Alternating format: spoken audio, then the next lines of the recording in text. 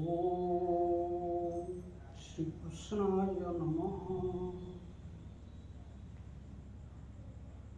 कविसूर्य बलदेव रथ सर्पजनने अभिमानवशत प्रभु को जनाउछन्ति।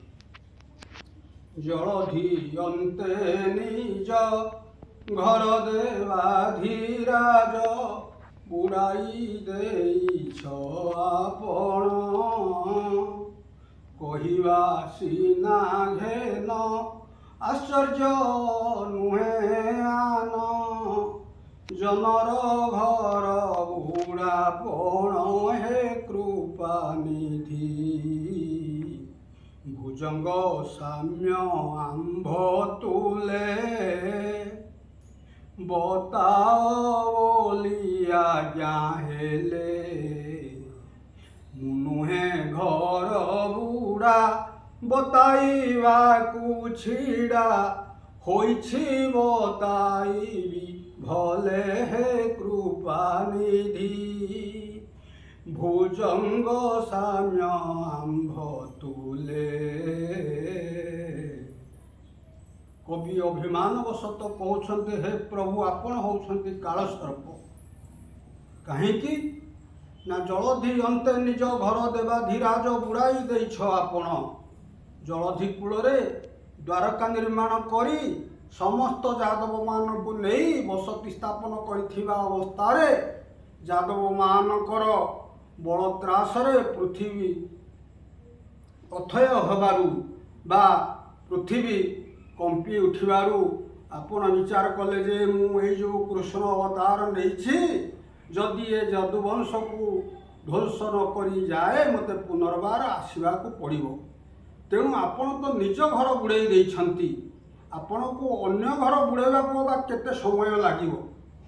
तेणु भक्त भगवान को अभिमान सहकारे यही भली जनाउछि।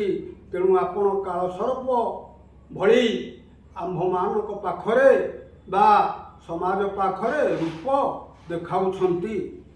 तेणु मु तो घर बुढ़ा नुह मु तो का घर बुड़ेइनी। तेणु आपण जदि कहिबे सेई भलिया अनेक प्रमाण मु देई पारिबी। केते अनुग्रह यादवरे स्नेह करिथिल हेर थांग पाणी करिण कपट लगाइण नाट निजे निजे हेले हणाहणी। आपण निज वंशरे भली नाटक आरंभ करदेले जे केही काहाकू आत्मीय स्वजन केही काहाकू जानी पारिले नाही। एरकार अरण्य मध्यरे निज निज मध्यरे हणाहणी होई यदुवंश कि आपणक वंश ध्वंस हो जाइथिला।